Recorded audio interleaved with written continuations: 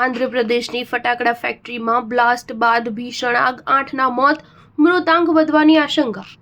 આંધ્રપ્રદેશના અનાકાપલ્લી જિલ્લામાં એક ફટાકડા બનાવતી ફેક્ટરીમાં મોટો વિસ્ફોટ થતા અફરાતફરી મચી હતી, જેમાં આગની જ્વાળાઓ અનેક કિલોમીટર સુધી ફેલાઈ હતી। આ વિસ્ફોટમાં ફેક્ટરીમાં કામ કરતા 8 શ્રમિકોના મોત થયા હતા, જેમાં 2 મહિલાઓ સામેલ છે તેમજ 7થી વધુ શ્રમિકો ઘાયલ છે। જિલ્લા પોલીસ કમિશનર તુહિન સિંહાએ આ સંદર્ભે માહિતી આપતા ઘટનાની ખાતરી કરી હતી। આંધ્રપ્રદેશના મુખ્યમંત્રી એન ચંદ્રબાબુ નાયડુએ અનાકાપલ્લી જિલ્લાના કોટાવુરાટલામાં આવેલી ફટાકડા બનાવતી ફેક્ટરીમાં થયેલા વિસ્ફોટ પ્રત્યે ચિંતા વ્યક્ત કરી હતી તેમજ તેમાં માર્યા ગયેલા 8 શ્રમિકો પ્રત્યે દુઃખ વ્યક્ત કર્યું હતું। તેમણે આ મામલે વધુ તપાસ હાથ ધરવા અને બચાવ કામગીરી માટે જિલ્લા કલેક્ટર, પોલીસ કમિશનર અને રાજ્યના ગૃહમંત્રી સાથે સંપર્ક સાધ્યો હતો।